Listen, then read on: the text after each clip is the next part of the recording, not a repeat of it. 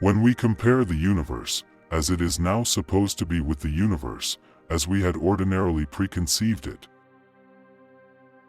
the most arresting change is not the rearrangement of space and time by Einstein, but the dissolution of all that we regard as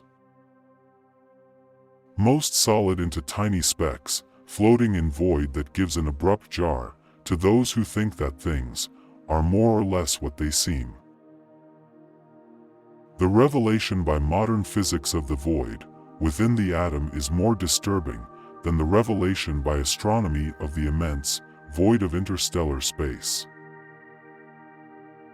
Within the whole domain of experience, only a selected portion is capable of that exact representation which is requisite for development by the scientific method. The universe is not only stranger than we imagine, it is stranger than we can imagine. The influence of the sensory equipment with which we observe and the intellectual equipment with which we formulate the results of observation. As knowledge is so far-reaching that by itself it decides the number of particles into which matter in the universe appears to be divided.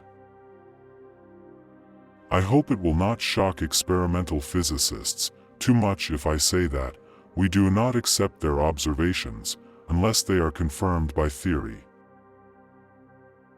For the truth of the conclusions of physical science, observation is the supreme court of appeal.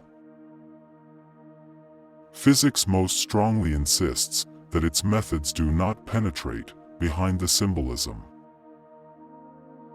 If in a community of the blind, one man suddenly received the gift of sight, he would have much to tell, which would not be at all scientific.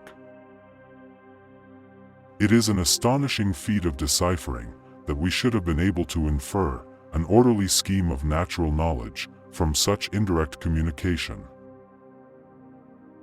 The appearance of a four-dimensional world is due to Minkowski. Einstein showed the relativity of the familiar quantities of physics. Minkowski showed how to recover the absolute by going back to their four-dimensional origin and searching more deeply.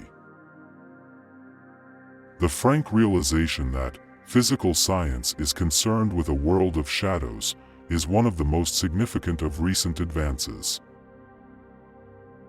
The physical world is entirely abstract and without actuality apart from its linkage to consciousness. Consciousness is not wholly, nor even primarily a device for receiving sense impressions.